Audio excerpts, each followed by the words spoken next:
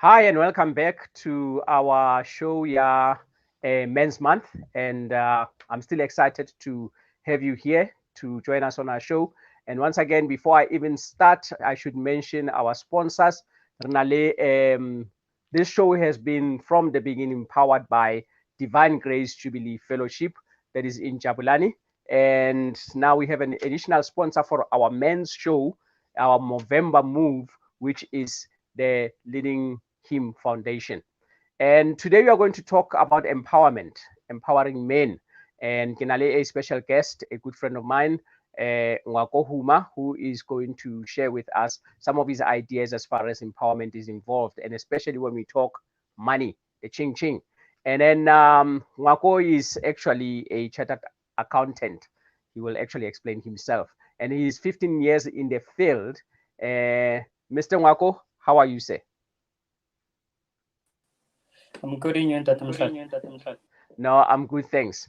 Uh, it's actually been a while since we had an online show like this. I think it was last year around this time, and we are talking about men's issues and how men should just relax a bit after the whole COVID thing. And today we are here again talking growth. Actually, tell me firstly before we go any further, Aru Gregawena, who is Mr. H? Okay. Yeah, I'm generally known as Mr. H because my surname is Homa.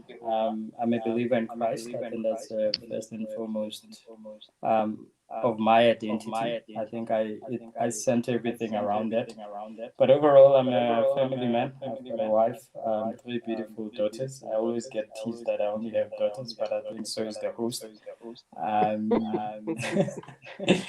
But overall, I'm a guy that's passionate about transformation, seeing things change, whether it's a person's life or whether it's at work, changing from one state to another. I think that's probably captures, yeah, who I am and what kind of drives me. Okay. Now, thanks, man. And it's an awesome thing to help you. I know we've been in projects together, and I know your heart it's into communities. I think you copied mine, but yeah, let's leave it at that. There's a guy. I mean, after all 2020 COVID, the 2 years that needs to be cancelled, 2020 and 2021, those years should say they should never be recorded in history because of nothing happened.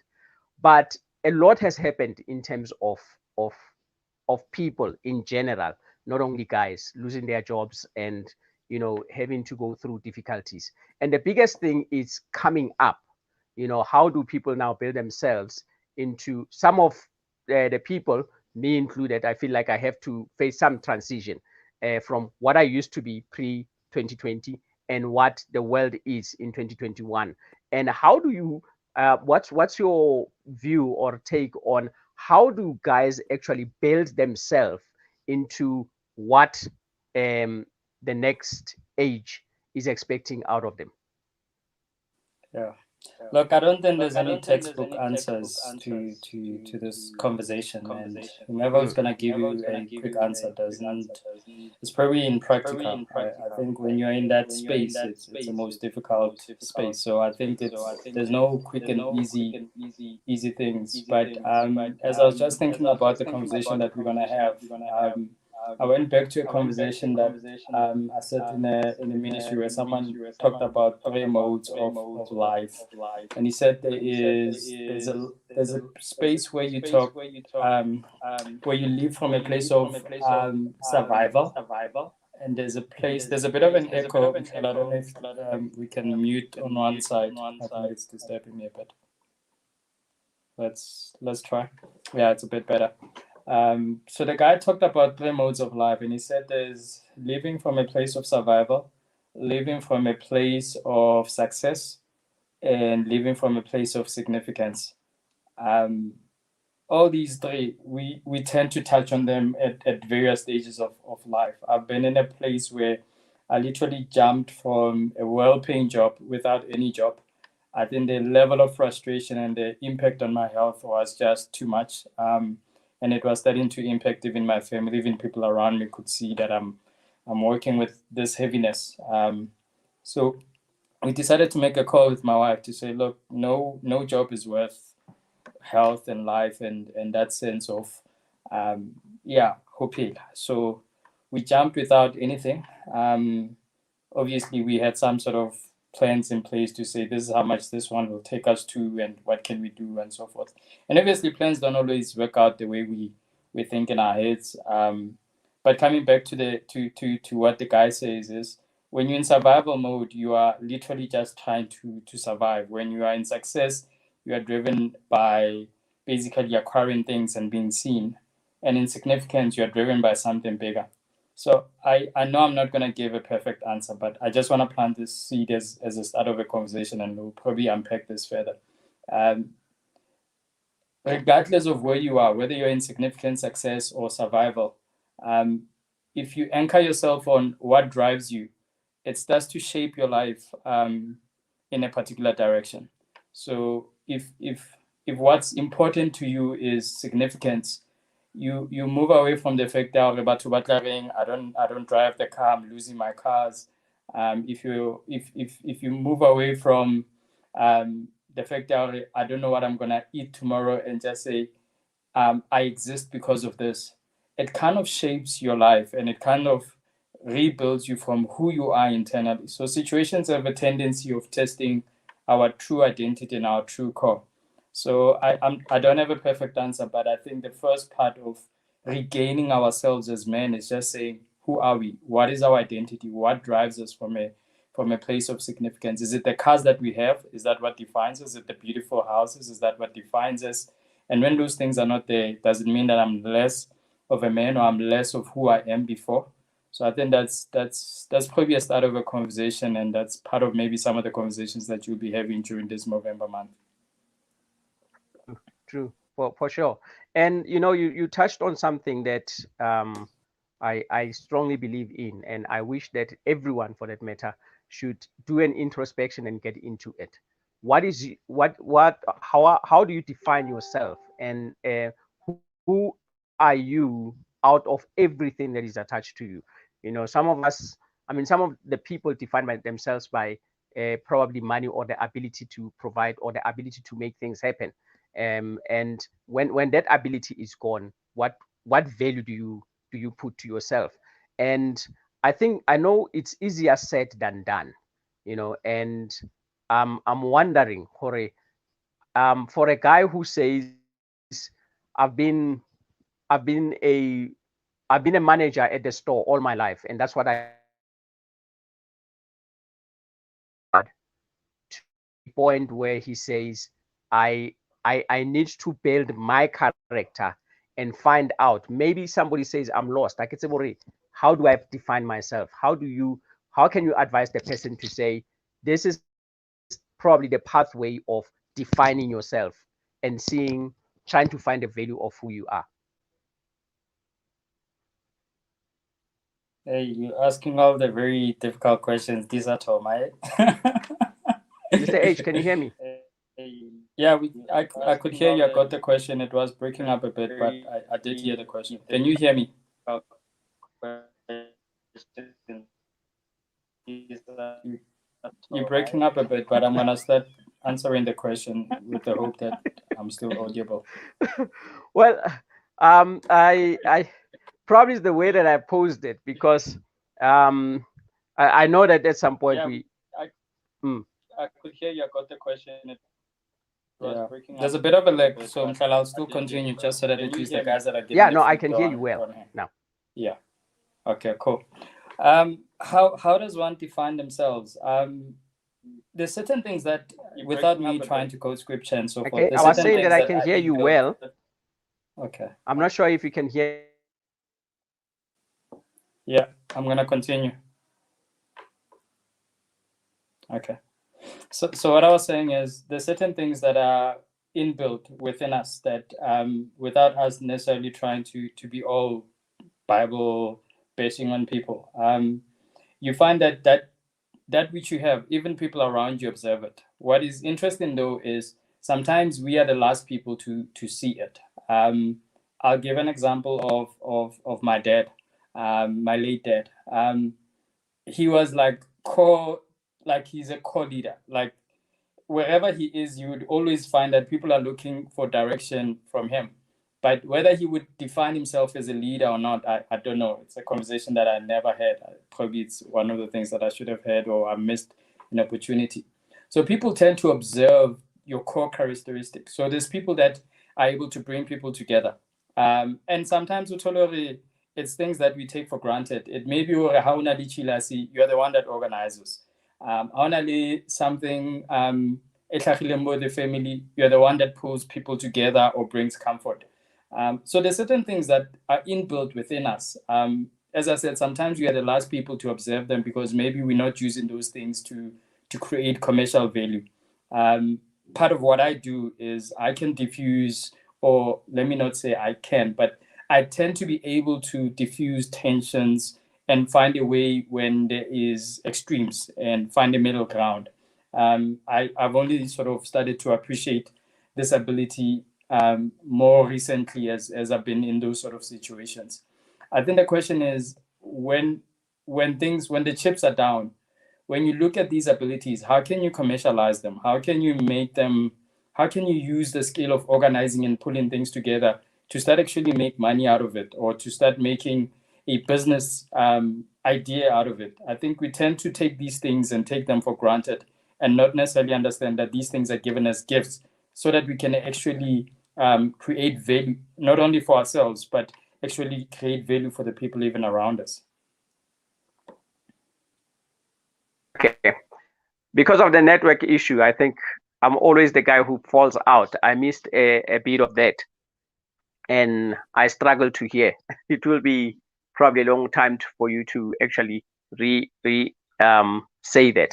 But getting onto your field now, and men and finances in this time, in this day and age, especially in a time where we're trying to come back and rebuild from what we used to be. Yeah. Tell us about that. Cool. Would it help if we kill the videos and allow, or would you want to keep the videos on? I will kill mine. Okay. Cool. I'm just hoping it will help with the network. Yeah. All right.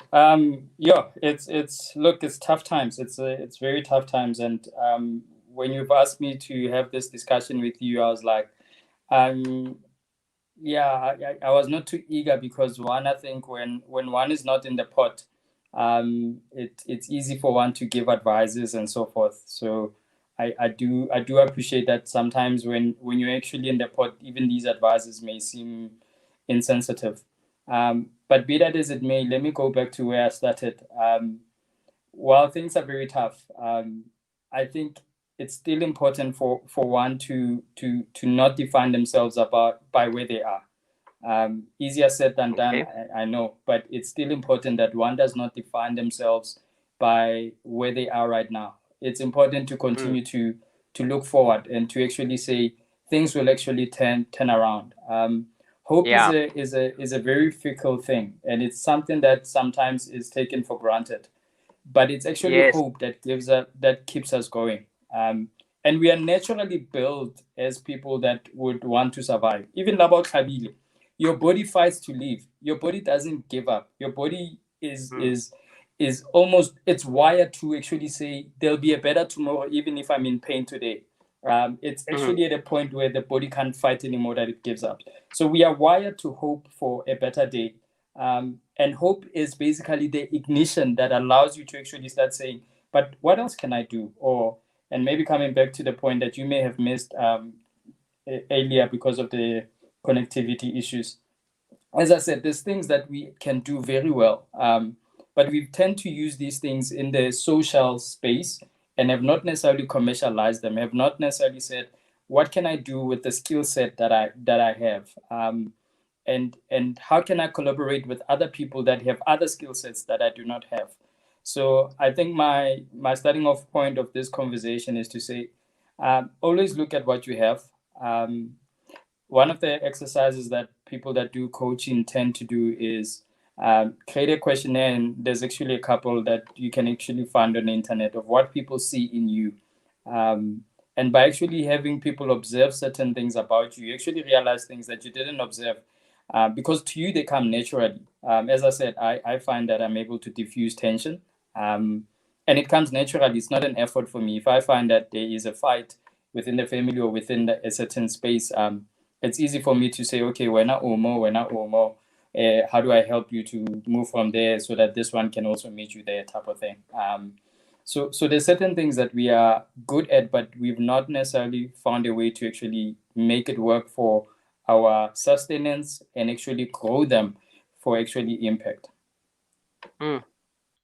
Okay, those are a very, very interesting facts that you've just noted.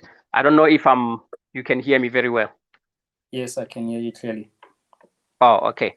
Though, one of the things that I like it's that defining yourself. You know, you are not your situation. You're still who you Exactly. are, regardless of the situation that you are in, and the hope issue. And um, I think this is where I come in as well. Always look at what you have in order to try and commercialize. And we I think at a time like this one, we struggle a lot with trying to commercialize what we have. And in addition to that, I mean, based on my experience, I am more subtle and happy when I do what I call me. You know, if I have to do what I do, even if it's not about money, it's okay. Because not saying that money is not important, but I'm saying when I find myself chasing money, I find myself being more stressful than when I just do me. So it's I think maybe there should be a balance in trying to be you, doing what you have and what you enjoy doing, rather than just focusing on I want the money, I want the money, I want this thing to give me the money. Every time I get into that mode, I find myself being super stressed more than anything else, because of I want what I have to actually immediately produce the results that the money now. Um, Maybe I don't know if there's something that you can probably point at that situation, so that maybe somebody who's struggling with the same thing can be able to probably try to maneuver in that situation. Yeah, life yeah high. Yeah, I'm gonna probably approach it slightly different in a sense that I hear you and I understand completely what you're saying, and it's Mm, part of what I was saying as well. mm, However, there are people that are wired for wealth generation. It's like for them, money is their driver. aha. Anything else doesn't make them tick, Mm, and it's their wiring. So I think part of that the so you might find that money is not so while money the gathering of money is quite key for them, it's getting money so that they can do something significant. So it's still their mm, journey of significance. It's just that they are approaching it from a different angle from the way Mwako or Mukhala may approach it, given that we are all wired different. I think we live in a generation where, because of reality TVs and so forth, we tend to think that this is what success looks like. So you might find yes. that there's a guy who's literally just building houses. He's happy doing that. Yes. We don't look at him as successful, but he's the most fulfilled person when he sees the most beautifully built house. It's how Mm, he defines his significance, that he's created a home for someone. My kids recently participated in a project, Koskolong, where they gather the gupu, 2 liter um, containers, cold drink yeah. containers, stuff them up with plastic, because basically these guys are projects of building houses through those things. And I was trying to teach my kids a lesson, because they were focused on saying the class that gathers the most 2 liters is actually going to get a prize. And I'm like, yeah, you're going to get a prize. You might get pizza for the day. You'll eat the pizza, you'll forget it. But there's someone that's going to have a home, and that home has a 2 liter or a brick, because they are literally bricks, those things. There is a brick that you have actually put into someone's house. I mean, that's significance. It's something that will always stay as long as that house stands. But that person might never know Zoe or Buntle. They may never know who actually, how much effort it took for me as a father to go collect around plastics and 2 liters. But however, the significance of it is so big. So coming back to the point, we are wired differently. Success is different for everyone, and for us to try and say this is how success looks like, it's probably never going to be a standard definition. one of the things that used to frustrate me, and maybe now that I'm over 35, it's no longer a pressure point. As CAs, we've got this under 35, um, like so what they do is they brand the most successful under 35s. So if you're under 35 and you've done certain things, then there's like a competition and so forth. It puts so much unnecessary pressure because everybody starts feeling like if I've not achieved this by 35, it means that my career is actually not has not blossomed, which is actually a fallacy. There's people that boom late in their 60s. There's people that boom, yeah, early. So success is never one formula, and where you are today does not mean that's where you're gonna be tomorrow. I'll hand it back to you, Mkala.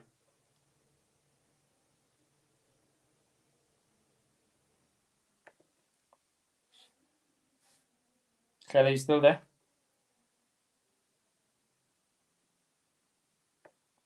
It seems we've lost Mkala for now. Maybe I can just revisit the discussion that I was having earlier around significance, um, success, and survival. The state of mind that you are in, if I may just elaborate on that while we wait for our host to come back, is quite key because um, even if you don't have money, you can still be in a state of mind of significance. And there's a concept called the law of attraction. So you tend to attract what your mind and what where you are in your space. If you are in survival mode, you tend to find that the opportunities that come to you are survival driven. Are opportunities they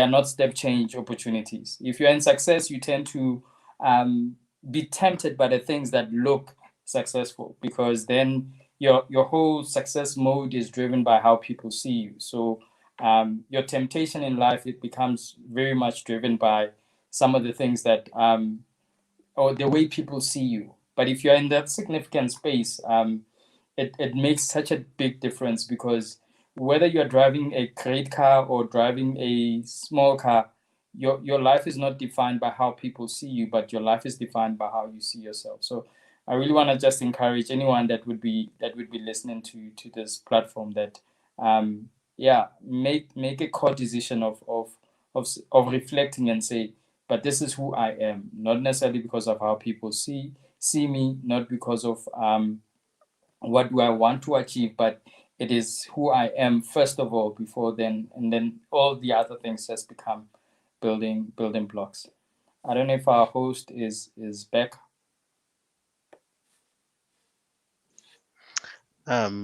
Sorry, we're just having connection issues on his side, which is correcting that.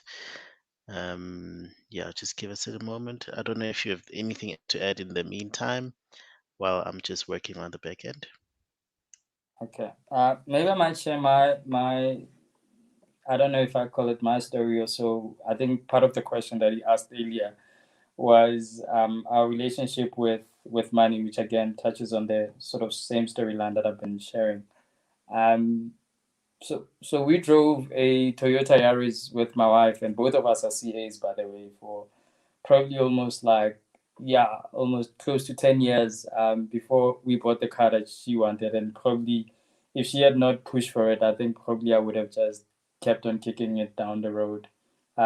But the point about the conversation is again, I think we were trying to set an example of saying success is not just the outward appearance. Success is a lot of things, or fulfillment maybe is a better word rather than success. Is is is is basically more important than even the things that other people see. So we drove that car for such a long time, and maybe just to share a little bit of a funny experience of where I am now. So we bought her a dream car that she loves and so forth. Um, but the funny thing is, after we bought the car, driven it Red Kabuga for about a month, um, I went back to driving the Yaris, or I would spend more time driving the Yaris. There's something that breaks in one's psychology. Once you touch a certain level, you realize that this is just an illusion. You actually just yeah, it just gives you this thing of chasing. The Bible calls it chasing the wind. Because once you get there, you realize that, oh, okay, it's just another car. It's just fancier. But the truth is that it's just another car. So coming back to Mhlala's question about relationship with money, the more we are able to truly be true to ourselves and not be concerned about what people perceive, the better we're able to manage our finances, the better we're able to manage the frustrations. Again, easier said than done, but nonetheless, I think the truth of that is a timeless truth that does not change. I see our host is back. Much, Mr. Huma. Yeah, I'm having it badly, the connectivity in this place. I don't know what how much you said, but from what I heard, what you said right now, it's awesome. I'm actually reminded of something that I usually say when I speak to the people in terms of economic development. That when you look at foreigners in our country, the people who are fixing cars, what is that thing, are people who come from outside. And your shoes, you know, Rubabisa the shoemaker, but they don't actually make the shoes; they just repair the shoes. But those people, you find for a good percentage, yeah, bona, they are people who are coming from outside. And I think what they have worked out, uh, the best that our people, following your point, have not actually grasped fully. It's that it's not the fancy in you that works, but it's what you can do in order to put food on a plate. So if you're good in speaking, do that, but it still looks fancy. Sometimes somebody's just good with working with wood. Work with wood. Do wooden chairs. Do whatever that you can do, even if it looks lower for Batubabang. It doesn't matter, but that's what you are good at. Some people, I think that's how fashion designers came. I mean, this pallet furniture came into fashion just like that. And when you look at it, it comes from pallets. You know, somebody came with an idea and said, I'm just going to do this. And probably they didn't know that it will explode to be what it is today. And it's things I think that are just like that. I can say Hore, if you've mentioned it, but from the bit of a part that you just said, Hore, if people can have the guts to say, this is who I am, and I am going to use what I have in order to move myself forward. It doesn't have to be fancy. It just has to be something that you are extremely good at and do it without shame. Whether go look at Itako, whether go roka maruku, or that it's do that. That's exactly what you are good at. It's like people who sell on the side of the road. I was having a conversation with this woman, Alexa Makwenya, and I worked out her. She's making more money by coming in the morning Alexa Makwenya than a lot of people Baba Alexa Makwenya by a by the turnover high per week, it was just great. So I think if men sometimes we can just maybe get rid of our egos and say being a man, it's not about the ego. You know, sometimes just do what you're good at. Studying, there's a lot of people who make money out of garden services. Urega michini, urega in just by doing other people's garden. Dream bigger, get onto it. It's not something ya standard or ya status as we put it in a sense. That's just adding up on to some of the things that I just heard you speaking about, Hore. You know, probably the ego thing has to kind of shift and do what we need to do in our lives in order to get things moving. But and Huma, thank you very much. Anything that you probably would like to add? I didn't know, Yeah. I didn't hear much of what you said earlier on because of connectivity on my side. But is there anything probably outside of your sleeves, or you finished your airtime while you are covering for me? Yeah, I did a lot of covering for you. You'll have to watch on YouTube like the rest of everyone. But yeah, I do want to add something to this conversation. I don't want to leave an impression in this conversation that we're saying, and again, my qualification and where I am disqualifies me from certain conversations. I've shared with you how I see myself as extremely privileged, because I had, and maybe this is part of what we need to talk about as men. I had someone that believed in me relentlessly, and because of that belief, he believed in me before I could believe in myself. And that person was my dad. The dream of becoming a CA was his dream before it became my dream. And what I'm doing with it today, I don't think he would have envisioned to say, this is where my son is going to take this thing. I think in his mind, he just wanted to have someone in his house with a CA qualification. He believed relentlessly and supported it relentlessly. So I think two things that I want to say. Where you start does not mean that you have to end there. And I think that's part of the storyline that we have to start developing well. When we look at our counterparts in terms of from a race perspective, um, while it's typical for white young people to start businesses, they don't tend to end in the same space. They grow their business up until they've got employees and so forth, which I think is a part that we don't necessarily do in our countries.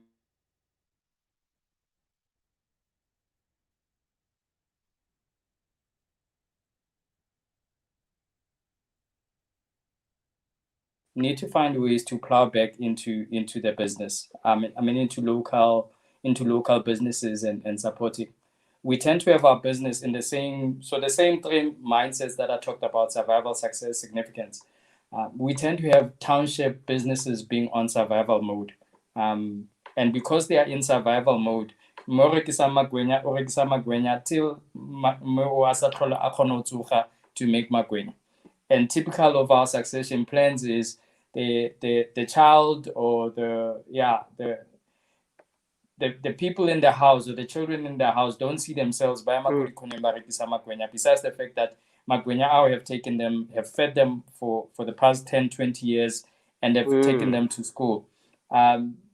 What is said about it is someone should be saying, how then do I expand the value chain? So potentially we should actually start looking and say, how do we actually get 4 or 5 stands, Kotopsonville or whichever townships, that on our behalf, and how do we distinguish Makwenya such that we can actually have a more viable franchise of some sort.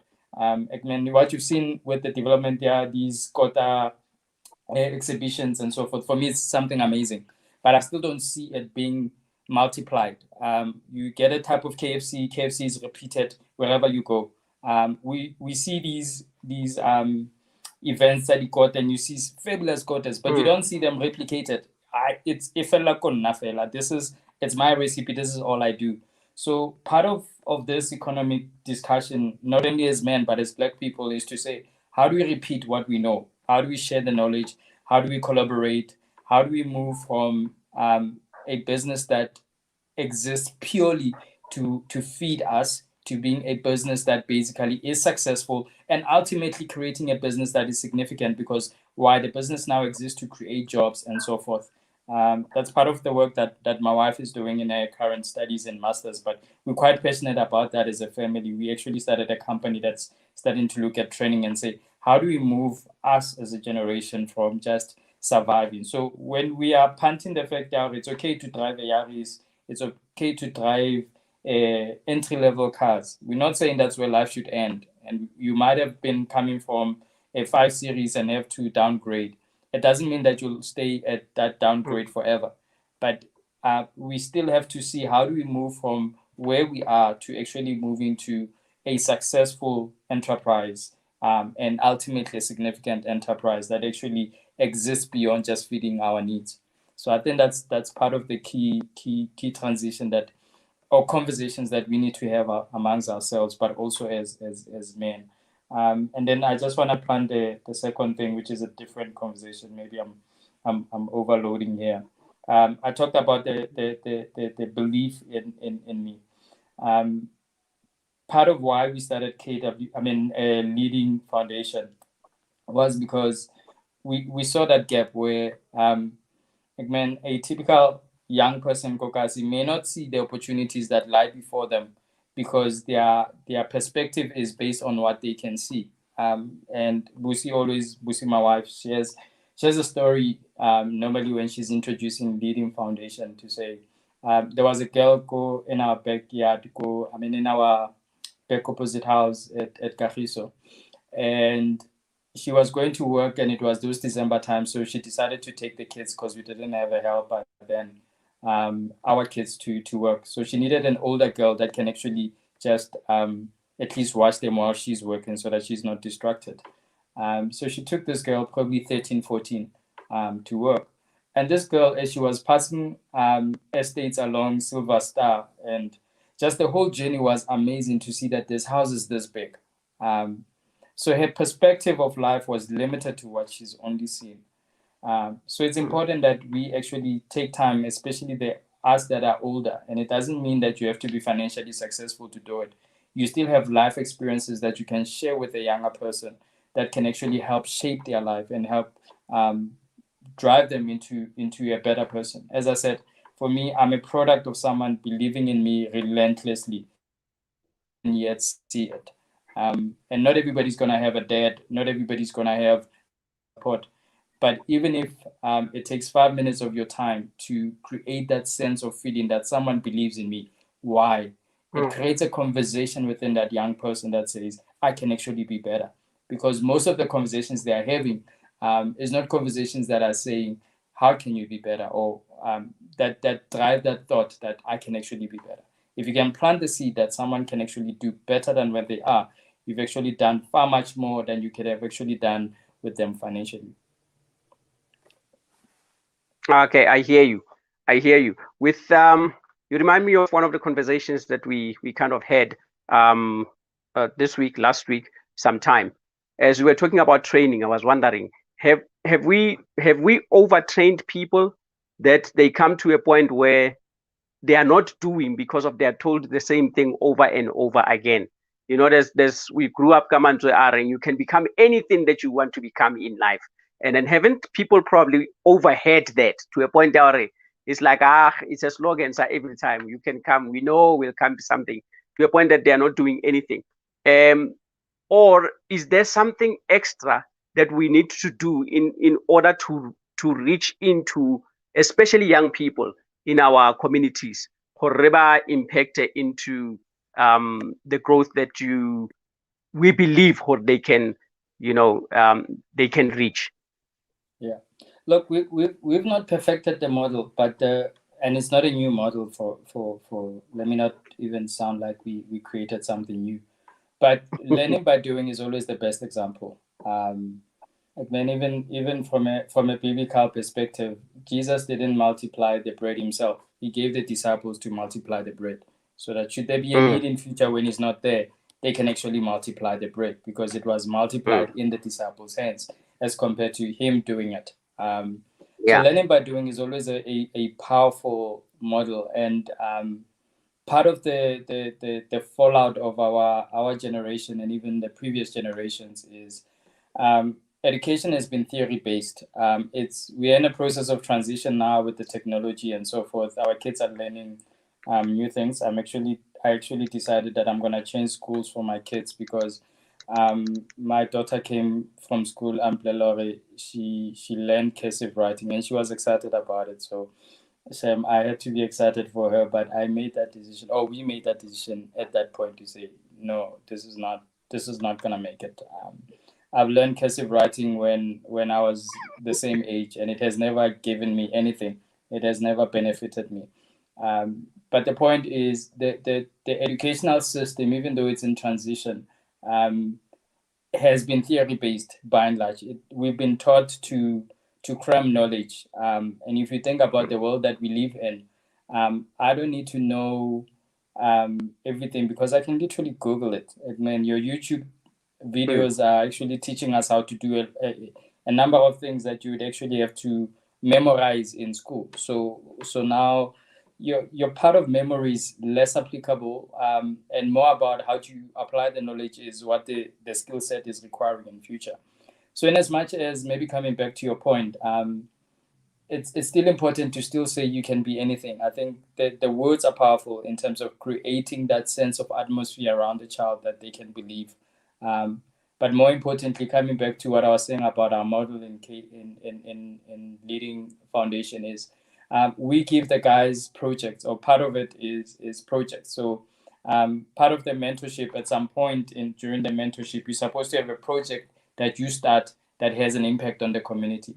What that teaches you is teaches you one, project management, teaches you to pull resources that are very scarce, and actually gives you the confidence that I can actually pull things together for a particular result. We also participate in what we call a giveathon annually, and the whole point is live for a purpose beyond just yourself. Do things for other people, because once you actually see that there's someone that is in a more difficult situation than you tend to actually look at yourself and say, yeah, it's bad, but it's not that bad, and I can actually, there'll be better days in future. So I think the learning by doing is probably something that as a society we're going to have to do more. Part of our learning in our training company was exactly that look, you can give people the how to price process, how to define the best pricing.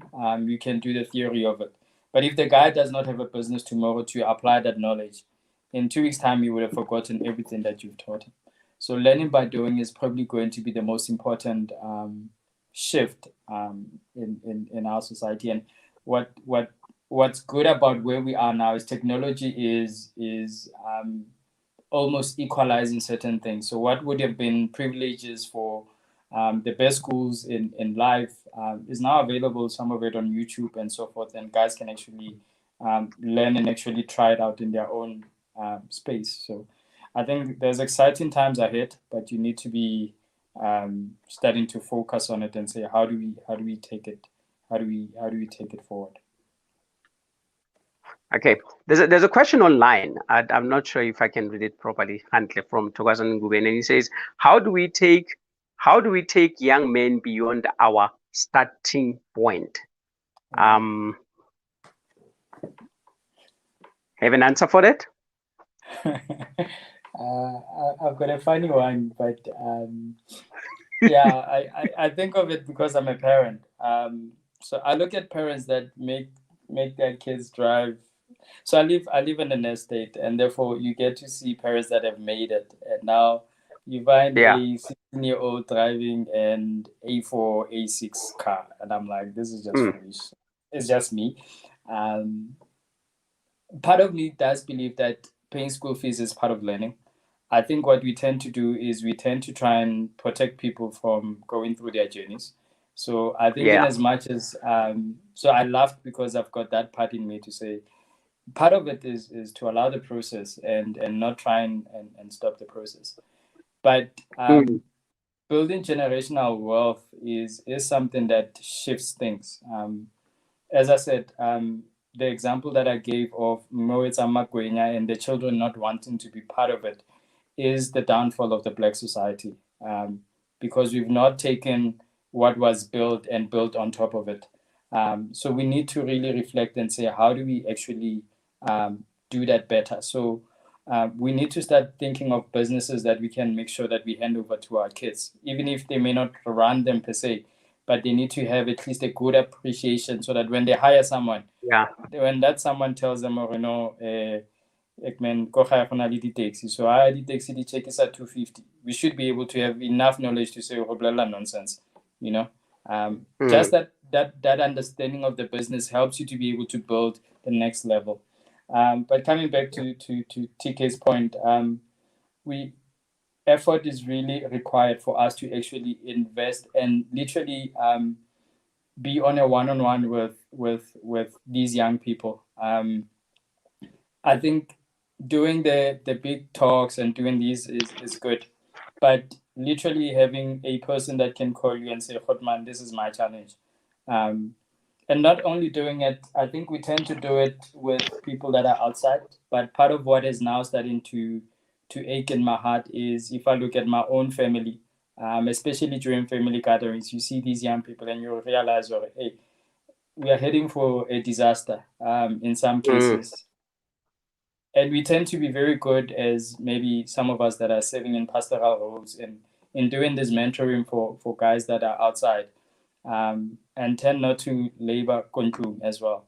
So I think literally spending that, scheduling the time for these young people, reaching out and say, if you need to talk, I'm here.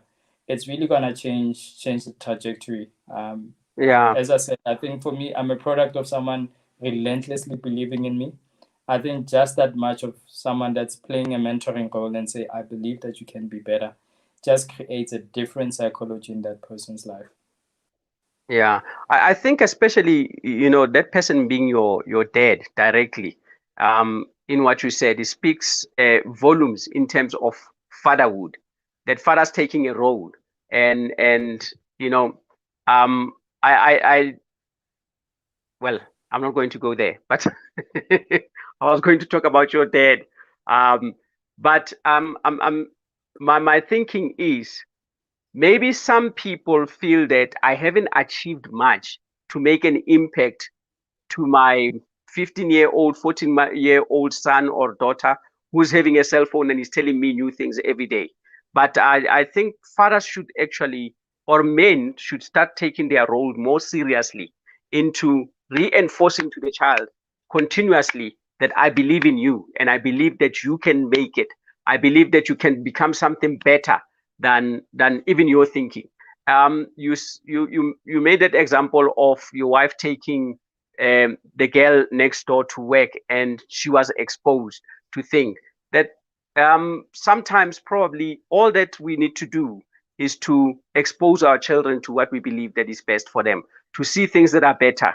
I never got the idea of going to these fancy malls and stuff like that, but if it opens your eyes to something that is different from what you are used to, I think men should actually get into that space of saying, I want to play an active role.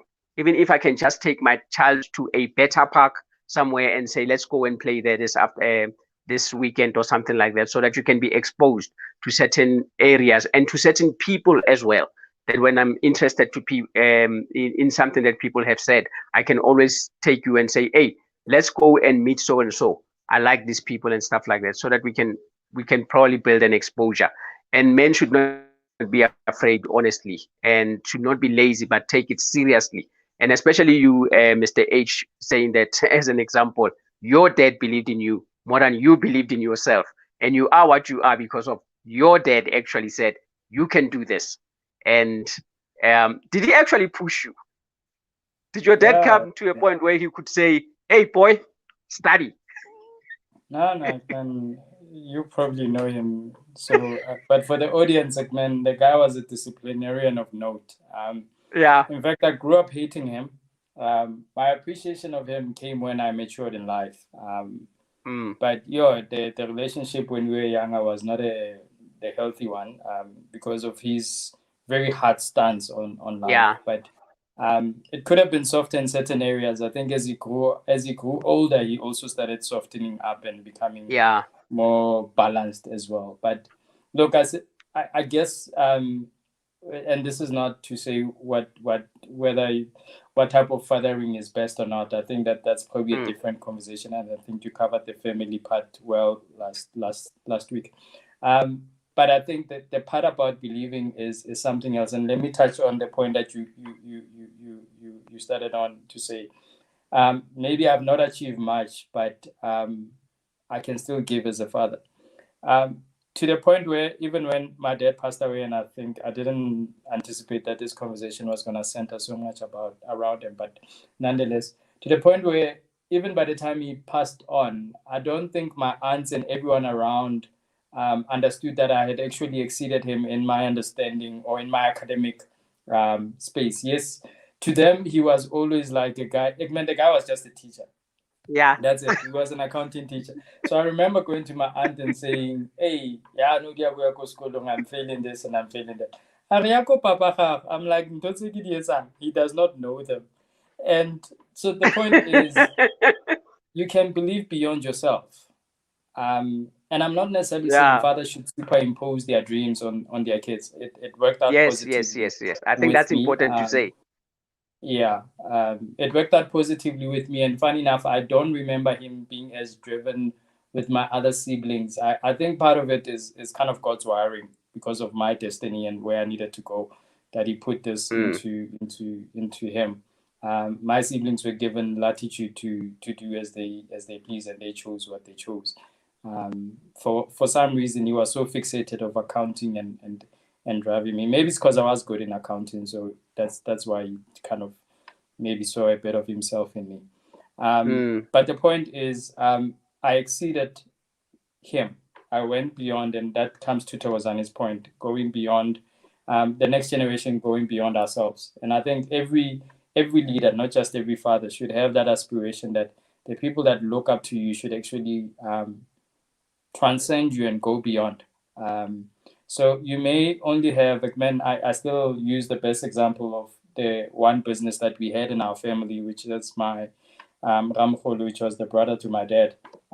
He became a hero from a business perspective because he built it from scratch. Even now, when I model and saying, how can we do business better? My point of reference is him.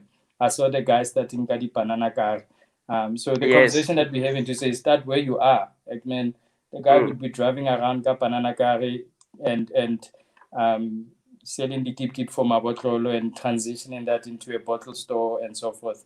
To a point where he ends up with a number of taxis and he's able to buy a multi-million house from a guy with banana car. So the storyline is, it may sound cliche, but it's a storyline that repeats itself in every generation if we'll give it a chance. So for me, start where you are. Even as a father, you don't have to be the superstar. Even if you've got your own flaws, it does not disqualify you as a man from being able to speak into your child. I think we tend to disqualify ourselves based on our own limitations. Your position still gives you grace for you to be able to plant something into the next generation. You don't have to be perfect. Don't wait to be successful. By the time you're successful, you've lost a number of years that the child needed. So don't wait to plant that seed. Oh, okay. Thank you very much. Mr. H, it was a wonderful time it's a wonderful time we had, Luena, and very, very fruitful. I believe that it's the same feeling with the audience, Kamole. And how do people get hold of you?